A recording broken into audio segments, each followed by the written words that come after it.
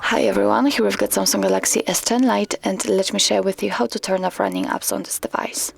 So first of all, we have to enter the recents, and the way you can do it depends what kind of navigation bar you've got set.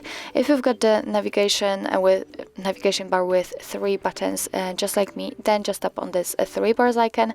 But if you've got the gestures, then all you have to do is simply swipe your finger up very gently and hold it somewhere here.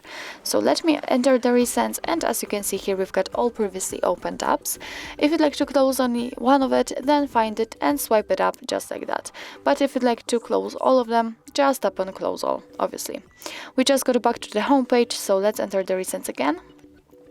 And as you can see, we've got no recent apps, so it means that we just successfully closed all of them.